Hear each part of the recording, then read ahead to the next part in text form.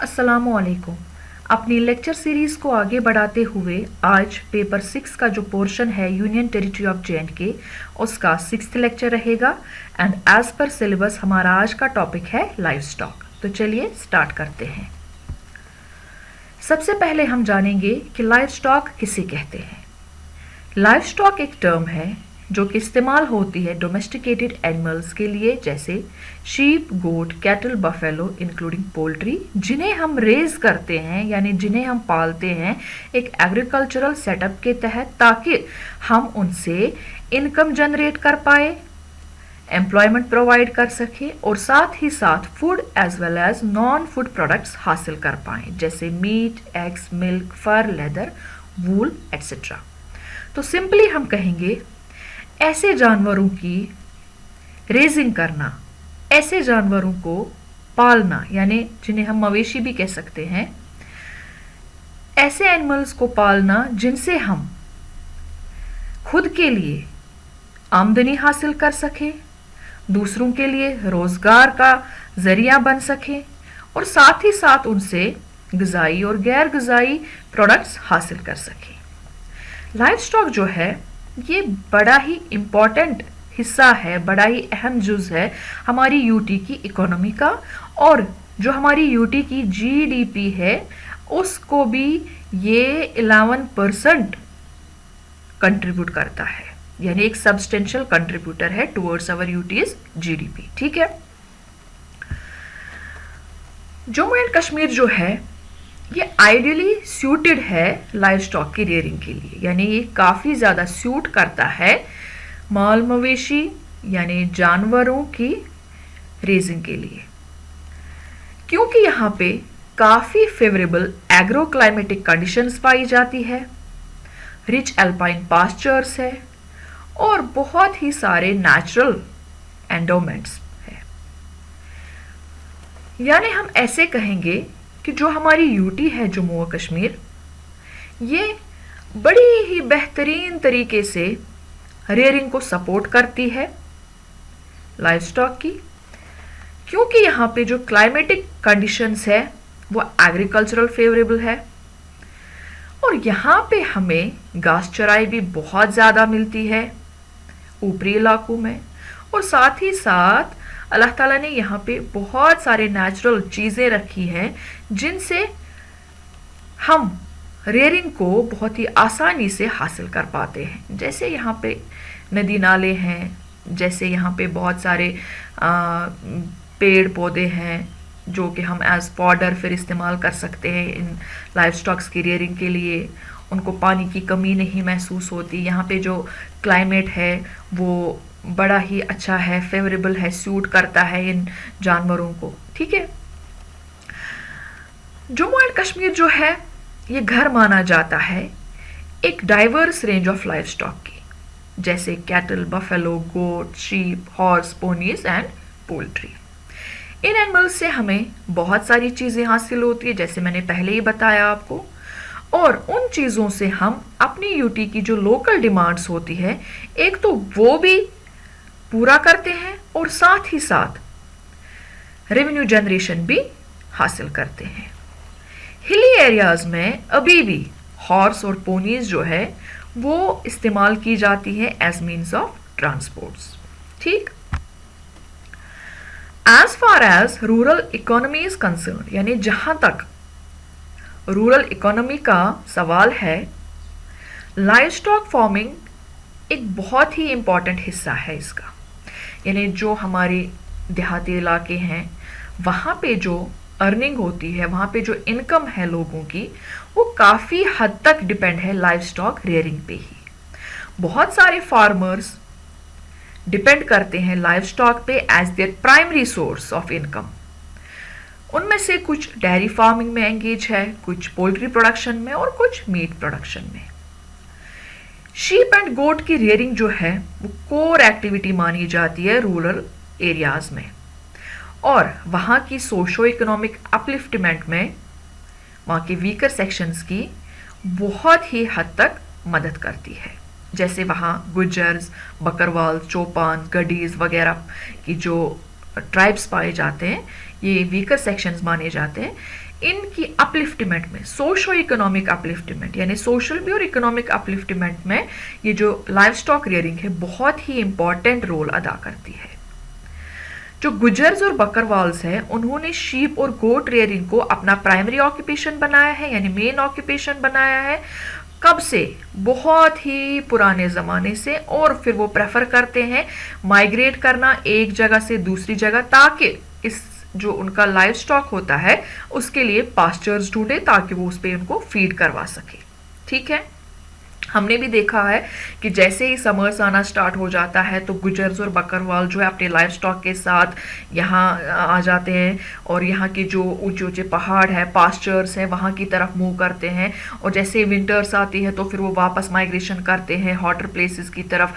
तो वो ये माइग्रेशन करते रहते हैं ताकि उनका जो लाइव स्टॉक है वो फीड हो सके अच्छे से, वो डेवलप हो सके अच्छे से, क्योंकि उनका मेन ऑक्यूपेशन यही है, वो अपनी इनकम इन्हीं चीज़ों से, इन्हीं लाइव स्टॉक रियरिंग से ही जो है वो पैदा करते हैं। ठीक है, जैसे हम सबको पता है कि इस टाइम पे 21st live stock census underway है, यानी 21st लाइव स्टॉक सेंसस चल रही है, इस टाइम हो रही है। और इस वजह से जो मोस्ट लेटेस्ट डेटा हमारे पास लाइव स्टॉक पे अवेलेबल है वो as per 20th live stock census है जो कि 2019 में हुई। लाइव स्टॉक की सेंसस 5 साल के बाद हो जाती है। 2019 में लास्ट हुई थी तो 2024 में अभी फिर से स्टार्ट हुई है जो कि अभी अंडरवे है। तो as per 20th live stock census जो कि हमारे पास मोस्ट लेटेस्ट डेटा अवेलेबल है, लाइव स्टॉक और पोल्ट्री प्रोडक्शन जो कि JNK में थी वो उस टाइम पे कितनी थी, इनकी पॉपुलेशन कितनी थी लाइव स्टॉक और पोल्ट्री की? 8.32 मिलियन थी लाइव स्टॉक की और 7.37 थी poultry population. Highest number poultry जो है वो डिस्ट्रिक्ट पुलवामा में पाई गई थी। हाईएस्ट नंबर ऑफ कैटल जो है वो कठुआ डिस्ट्रिक्ट में पाया गया था। हाईएस्ट नंबर ऑफ बफेलो जो है वो रिकॉर्ड हुआ था राजौरी में। हाईएस्ट नंबर ऑफ शीप वो भी राजौरी में। Highest number of goat Rajouri में। हाईएस्ट नंबर ऑफ हॉर्सेस जो थे वो भी राजौरी में ही रिकॉर्ड किए गए थे। और हाईएस्ट नंबर ऑफ पोनीज जो है वो डिस्ट्रिक्ट अनंतनाग में रिकॉर्ड किए गए थे as per 20th live stock census जो कि हमारे पास मोस्ट लेटेस्ट डेटा अवेलेबल है इस टाइम पे लाइव स्टॉक पे। ठीक है, डिस्पाइट इसकी सिग्निफिकेंस के, यानी लाइव स्टॉक की हमने देखी बहुत ज़्यादा सिग्निफिकेंस है। डिस्पाइट इसकी सिग्निफिकेंस के लाइव स्टॉक सेक्टर जो जम्मू एंड कश्मीर में है उसको बहुत सारे चैलेंजेस जो है वो फेस करने पड़ रहे हैं, जैसे रगड टेरेन यानी कि यहाँ की जो ज़मीनी हालात है वो माउंटेनियस है, ज़्यादा लिमिटेड अवेलेबिलिटी ऑफ फॉडर है, इनएडिक्वेट नॉलेज है फार्म हाइजीन की, non scientific breeding rearing practices है, less accessibility veterinary services facilities की है, हार्श विंटर वगैरह है। ये सारी हमारी जो कंडीशंस है ये लाइव स्टॉक की जो ग्रोथ और डेवलपमेंट है उसको हिंडर करती है। यानी कि हमने देखा है लाइव स्टॉक तो बहुत ही ज़्यादा इंपॉर्टेंस रखता है जम्मू एंड कश्मीर में, लेकिन साथ ही साथ ये फेस करता है बहुत सारी प्रॉब्लम्स, बहुत सारी मुश्किलात, जैसे यहाँ के हिली एरियाज़ होना, रगड टेरेन्स होना जिन्हें हम कहेंगे, या फॉडर उतना ज़्यादा अवेलेबल नहीं मिलता इनके लिए, जो फार्मर्स हैं उनको उतनी नॉलेज नहीं है अभी हाइजीन की, किस तरीके से उनको फार्म्स पे अपने लाइव स्टॉक को रखना है, जो ब्रीडिंग प्रैक्टिसेस है, जो रेयरिंग प्रैक्टिसेस है वो भी अभी तक काफ़ी हद तक नॉन साइंटिफिक तरीके से ही चल रहे हैं। वेटरनरी हेल्थ केयर फैसिलिटीज़ की जो एसेसिबिलिटी है बहुत कम है अभी लोगों के पास, यानी कि जो फार फ्लंग एरियाज है वहाँ पे रेयरिंग ज़्यादा है लेकिन वेटरनरी फैसिलिटीज़ उतनी ज़्यादा नहीं है, अभी थोड़ी कम है वहाँ पे। तो साथ ही साथ हार्श विंटर जो यहाँ पे है, ये सब चीज़ें जो है ओवरऑल कंट्रीब्यूट करती है कि इसकी लाइव स्टॉक की जो ग्रोथ और डेवलपमेंट है वो कम रहे। ठीक है, लेकिन गवर्नमेंट ने यहाँ की बहुत सारे इनिशिएटिव्स लिए हैं, बहुत सारी स्कीम्स बनाई है ताकि लाइव स्टॉक की ग्रोथ और डेवलपमेंट हो जाए। वेटनरी सेंटर्स ऑलमोस्ट हर एक गांव में, चाहे वो फार फ्लंग एरिया क्यों ना हो, चाहे वो माउंटेनियस एरियाज क्यों ना हो, ऑलमोस्ट हर विलेज में, हर एरियाज में जो है वेटनरी सेंटर्स एस्टैब्लिश किए गए हैं बाय द गवर्नमेंट। जितने भी डिस्ट्रिक्ट्स है यूटी के, चाहे वो कश्मीर डिवीजन के हो, चाहे वो जम्मू डिवीजन के हो, तो गवर्नमेंट ने वेटनरी डिपार्टमेंट यानी एनिमल और शीप डिपार्टमेंट्स जो हैं उनके थ्रू ऑलमोस्ट हर विलेज में, हर एरियाज में 20 के 20 डिस्ट्रिक्ट्स की जो है वेटनरी सेंटर्स जो है वो एस्टैब्लिश किए गए हैं, ताकि वहाँ पे जो लोग हैं उनको सर्विसेज मिले वेटनरी की, उनको हेल्थ केयर सर्विसेज प्रोवाइड हो, उनको नॉलेज प्रोवाइड हो regarding rearing of livestock. Block level पे ऑफिसेज एस्टैब्लिश किए गए हैं both by animal husbandry department and sheep husbandry department. District levels पे there are hospitals, there are disease investigation laboratories, जहाँ पे जो है एनिमल्स की जो मिल्क का टेस्ट होता है, उनकी बाकी जो टेस्टिंग्स होती है वो होती है। बड़े बड़े हॉस्पिटल्स बनाए गए हैं जहाँ पे उनकी जो हम कहेंगे इन्वेस्टिगेशंस होती हैं एनिमल्स पे, उनकी डिजीज़ पे इन्वेस्टिगेशंस होती है, उनको बहुत अच्छे तरीके से ट्रीटमेंट दिया जाता है।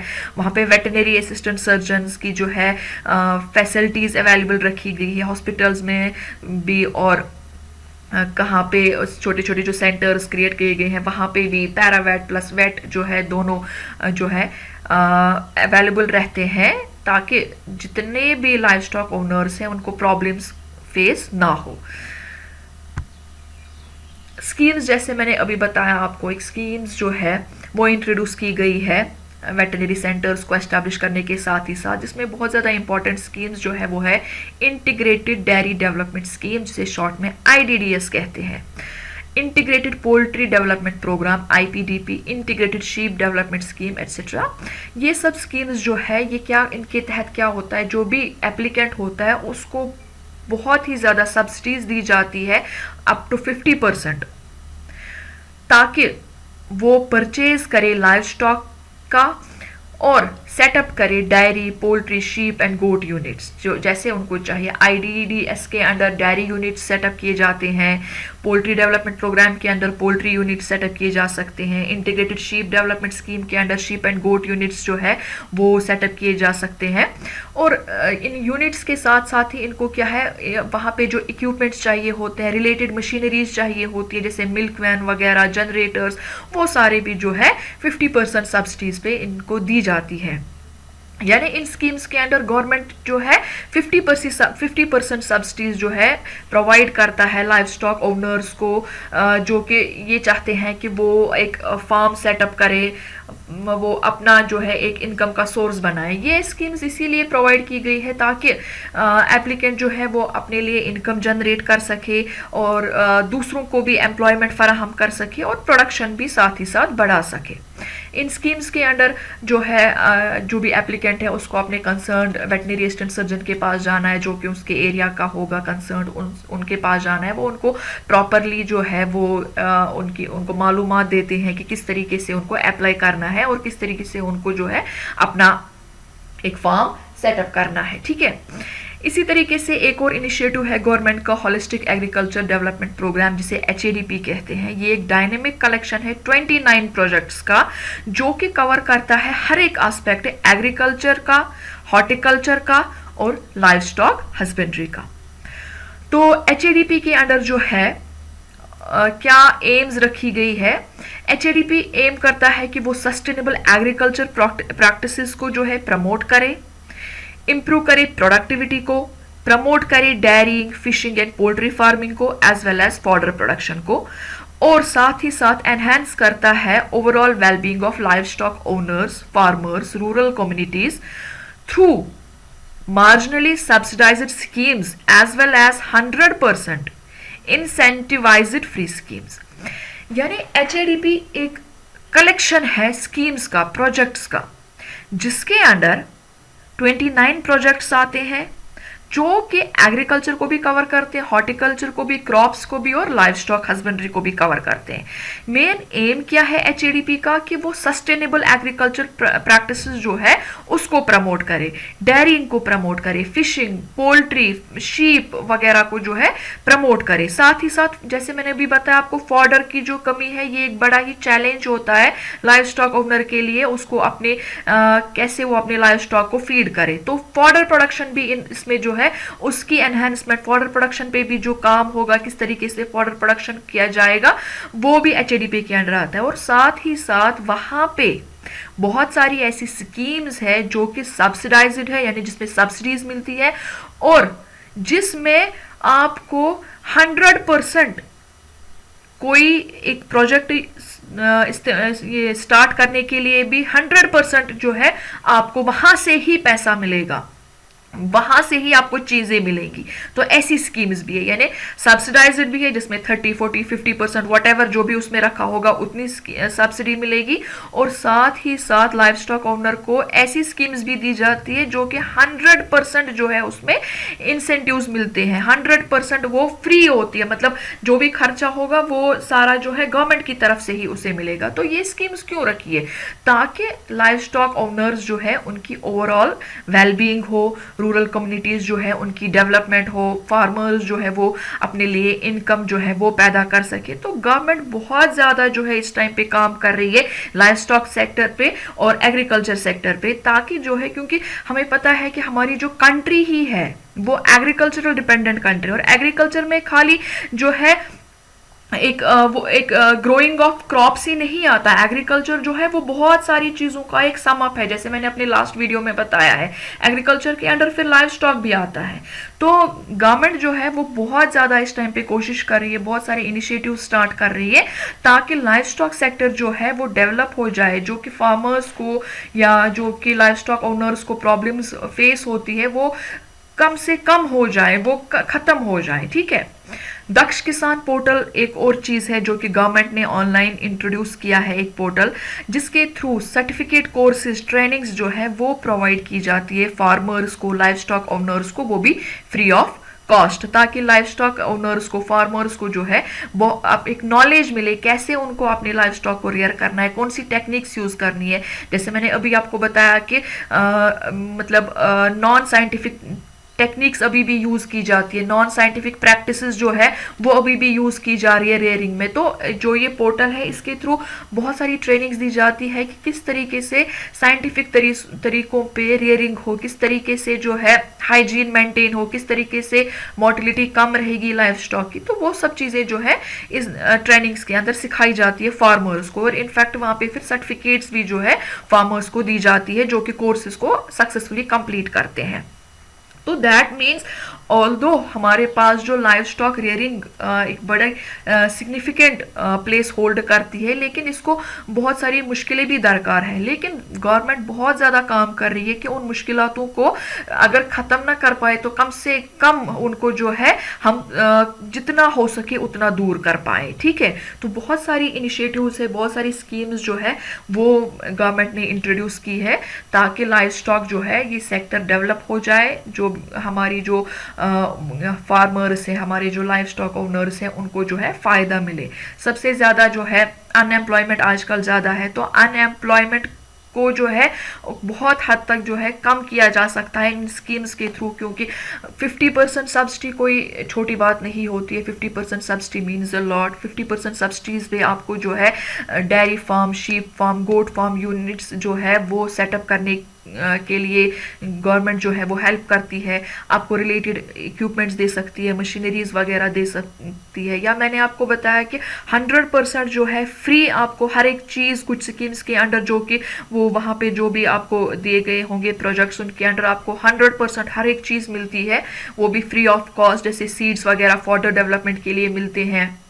इसी तरीके से फ्री रेंज पोल्ट्री एक स्कीम है जो उसके अंडर भी जो है बहुत ज़्यादा ही आपको जो है हेल्प मिलती है। ऑलमोस्ट 100% वहाँ पे भी आपको जो है फ्री मिलता है सब कुछ, जो भी वहाँ की स्कीम के अंडर आता है आपको बेनिफिट वो आपको मिलता है। तो ये सब चीज़ें जो है गवर्नमेंट लाइफ स्टॉक को डेवलप करने के लिए करती है, डिस्पाइट ऑफ द फैक्ट कि लाइफ स्टॉक जो है बहुत ही ज़्यादा एक चैलेंज फेस करता है फार फ्लंग एरियाज़ में वगैरह, ठीक है। तो ये कुछ प्रोजेक्ट्स है जो कि HADP के अंडर जो है वो इंट्रोड्यूस किए गए हैं लाइफ स्टॉक के लिए। डेयरी डेवलपमेंट है, रीओरिएंटिंग प्रायोरिटीज़ है, सेल्फ सफिशिएंसी इन मटन प्रोडक्शन है, road map for poultry development है, इसी तरीके से fish feed and trout production का भी है, वूल पेल्ट प्रोसेसिंग एंड मार्केटिंग है, फॉडर रिसोर्सेज वगैरह। ये कुछ प्रोजेक्ट्स है जो कि गवर्नमेंट ने इस हॉलिस्टिक एग्रीकल्चर डेवलपमेंट प्रोग्राम के अंडर जो है वो लाइफ स्टॉक सेक्टर के लिए रखे हैं, ठीक है। तो ओवरऑल हम कहेंगे कि लाइफ स्टॉक जो है उसमें हम मवेशियों को पालते हैं ताकि इनकम जनरेट हो, ताकि एम्प्लॉयमेंट जो है वो हम प्रोड्यूस कर सकें और प्रोडक्शन को बढ़ा सकें। जो लाइफ स्टॉक रेयरिंग है ये बहुत ही एक सिग्निफिकेंट प्लेस होल्ड करती है हमारी यूटी की इकोनॉमी में। हमारे जो बहुत सारी वीकर सेक्शंस है वो इसी पे डिपेंड करते हैं, as their primary source of income is livestock rearing. और लाइफ स्टॉक को बहुत सारी मुश्किलातें तो दरकार है ही, मगर साथ ही साथ हमारी जो यूटी है इसका जो क्लाइमेट है, जिसकी जो नेचुरल एंडोमेंट्स है वो बहुत ही आइडियली सूट करते हैं लाइफ स्टॉक सेक्टर को। अब अगर कुछ प्रॉब्लम्स है, कुछ परेशानियां हैं तो उसको गवर्नमेंट बहुत ही ज़्यादा इनिशिएटिव्स के थ्रू, बहुत ही ज़्यादा स्कीम्स के थ्रू, बहुत ही ज़्यादा प्रोग्राम्स के थ्रू दूर करने की कोशिश कर रही है। बहुत ही वसी पैमाने पे ये जो काम कर रही है गवर्नमेंट इन सब चीज़ों को जो है, प्रॉब्लम्स को जो है दूर करने की, और बहुत ही ज़्यादा इनिशिएटिव्स, सब्सिडाइजर, मार्जिनल सब्सिडाइजर स्कीम्स जो है वो इंट्रोड्यूस कर रही है, ताकि एक तो लाइफ स्टॉक सेक्टर की डेवलपमेंट भी हो और एम्प्लॉयमेंट भी उससे जनरेट हो। कोई आजकल हम देखते हैं जॉब्स वगैरह नहीं है अवेलेबल उतनी हमारे यूथ को, तो लाइफ स्टॉक सेक्टर में जाके वो इन स्कीम्स को जो है वो वहाँ पे अप्लाई करके अपने लिए सेल्फ इनकम जनरेट कर सकते हैं और साथ ही साथ दूसरों को भी जो है एम्प्लॉयमेंट दे सकते हैं, ठीक है। तो आई होप आपको सब समझ आया होगा। अगर कोई क्वेश्चन, कोई क्वेरी होगी आपको तो आप मुझे जो है ईमेल के थ्रू कांटेक्ट कर सकते हैं, आप मुझे फेसबुक पे मैसेज कर सकते हैं, या आप डायरेक्टली जो है कमेंट सेक्शन में नीचे लिख सकते हैं। With this I will conclude my lecture with the request कि आप प्लीज़ वीडियो को शेयर और शेयर कीजिएगा, चैनल को सब्सक्राइब कीजिएगा और वीडियो को लाइक भी कीजिएगा। Thank you.